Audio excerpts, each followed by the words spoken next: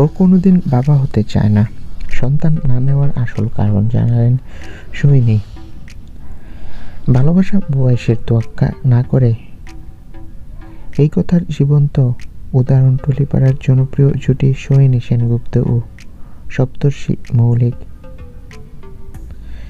জনপ্রিয় জুটি 2013 সালে নাচনি নাটক দিয়ে শুরু হয়েছিল তাদের বন্ধুত্ব।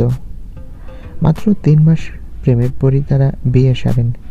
বিয়ের 13 বছর পেরিয়ে গেছে, তবুও তাদের সম্পর্কের গভীরতা অটুট।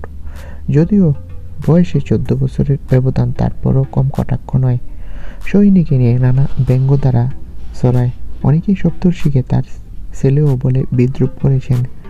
সম্প্রতি সন্তান না নেওয়া নিয়ে সোহিনী মুখ খুলেছেন। তিনি জানান, বায়োলজিক্যাল সন্তান না নেওয়া সম্পূর্ণ তাদের যৌথ সিদ্ধান্ত।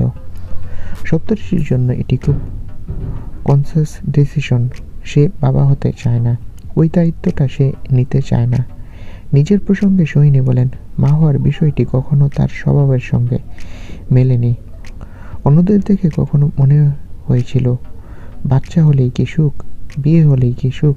তিনি জানেন না, যদি সন্তান হতো, দৈনন্দিন দায়িত্ব, স্কুল, সময়, যত্ন কিভাবে সামলাতেন। এই খোলামেলা কথার মধ্যেই স্পষ্ট, সন্তান না নেওয়ার সিদ্ধান্ত নিছক ইচ্ছের বিষয় নয়, বরং তাদের জীবনধারার সঙ্গে খাপ খাইয়ে নেওয়া যৌথ সিদ্ধান্ত।